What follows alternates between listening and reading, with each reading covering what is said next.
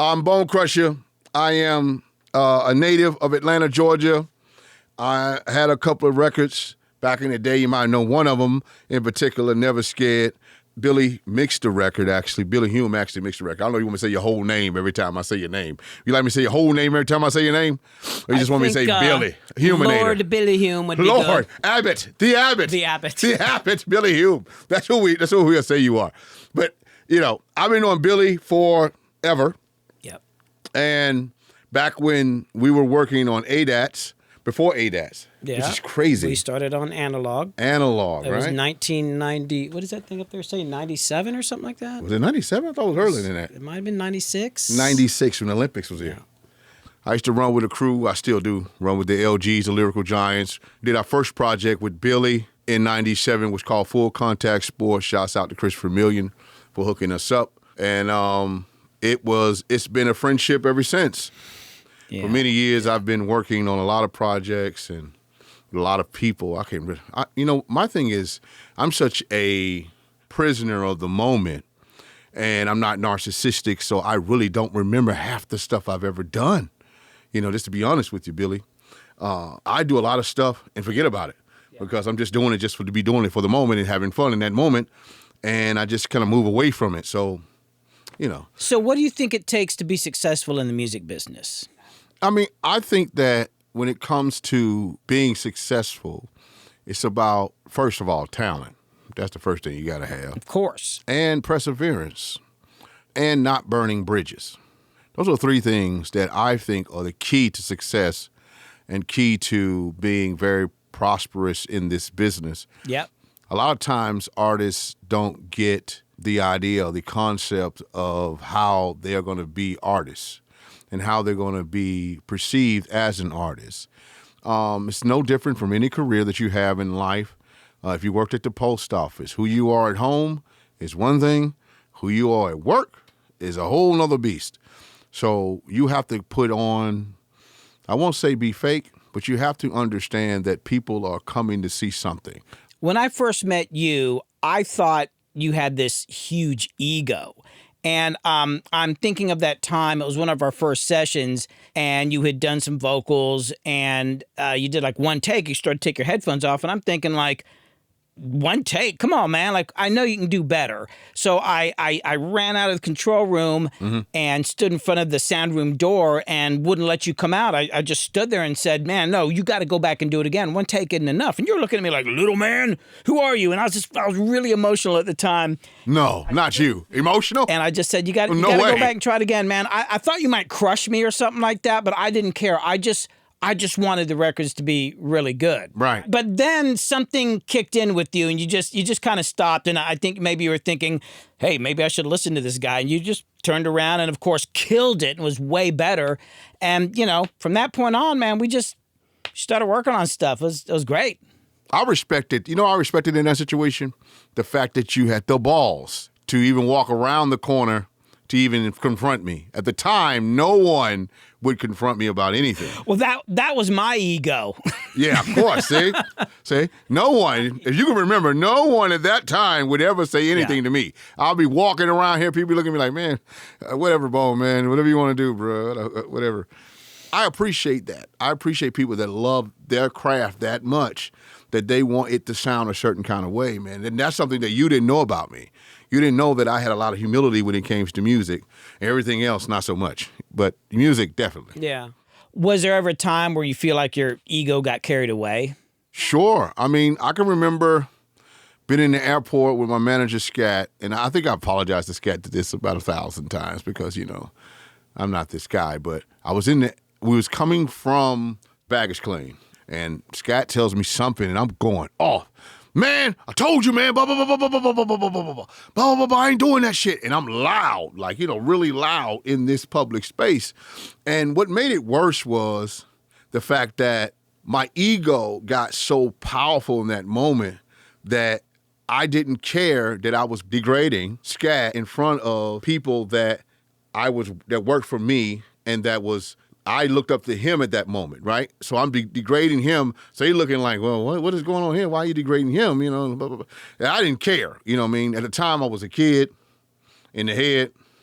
I really didn't care. I was just mad about whatever I was mad at. And then later on, I thought about it, and I was like, man, I shouldn't have done that. That was stupid.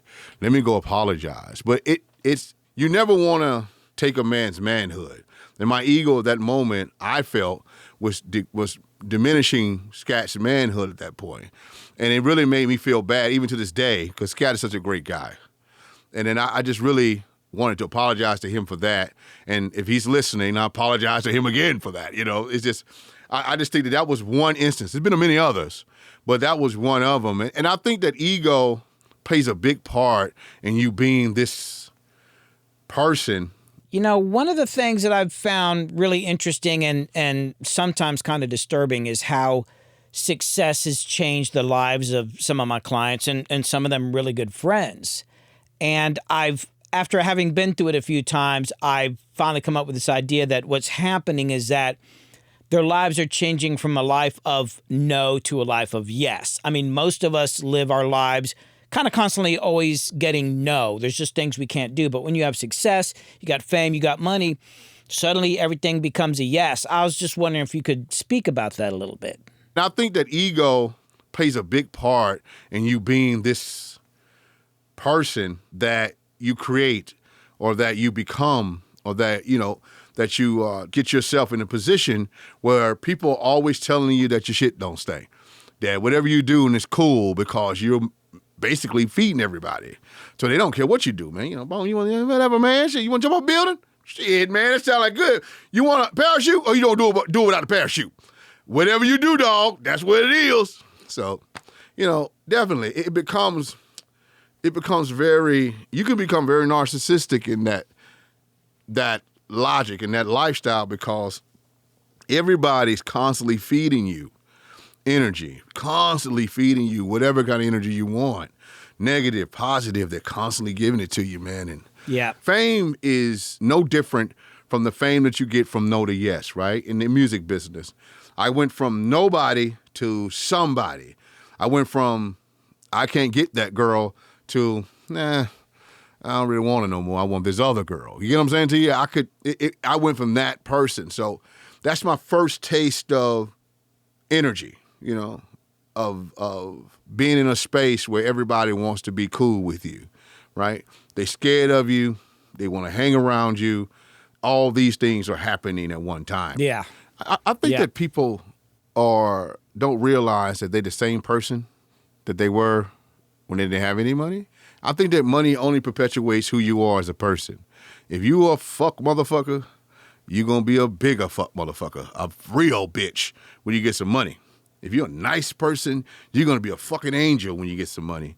And that's how it is. If you're the kind of person that gives, you're going to overgive when you get some money and some clout because that's just your nature, right? And if you're narcissistic, can you imagine how you're going to be when you get some money and some fame? Oh, my God. You're going to forget everything you ever... That's a good point. You're going to be a whole nother person. You're going to be like, I'm the same guy regardless. Yeah, another thing that's happened is I've done thousands and thousands of sessions, and I've worked with a lot of people, and a lot of these artists I helped out. I'd cut them deals in studio, let them sleep on my couch, go beyond what I'm being paid for, and sometimes I did stuff just to help people out, but what always surprised me is that they would have a hit record, and I was certainly part of helping them get there, and then for the next record, they just went to some other studio or another city and never called me again. And it was kind of like, dang, man, well, thanks. But I just wanted to say, man, thank you because you were loyal. You kept bringing work back and always kept coming back to my place. It just always surprises me how people don't realize that what they did was actually build a machine. They had people helping them. And that's part of why they got to where they were. And then they break the machine. It's just weird. Definitely. I think that what you're saying is true. Some of these cats get on, forget that you helped them, right? And shit on you. And you be like, man, come on, bro, I helped you. And then go help somebody that really shitted on them. You know what I'm saying to you? Yeah. And it's a situation that makes no sense to me. Oh, yeah. Mm-hmm. I'm going to go help the people that helped me in the beginning. So when I got on, of course, Kevin Lyles, go to the zone. Get your records mixed by Billy Hume. At the time, I'm the most powerful guy in the music business. You know, ain't nobody bigger than me and 50 Cent at that point. Kevin, family. Go work with family. Billy Hume is a monster. He mixed, never scared. I started going out your discography. Go give him money. You know what I'm saying?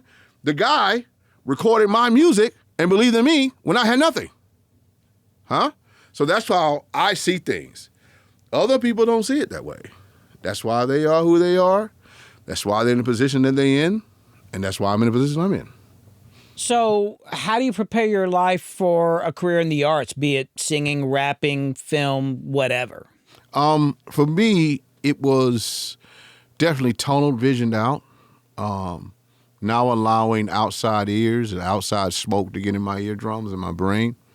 Not allowing people to persuade me to stop because of their own insecurities in this. Definitely getting a manual job that means nothing to anyone or nobody.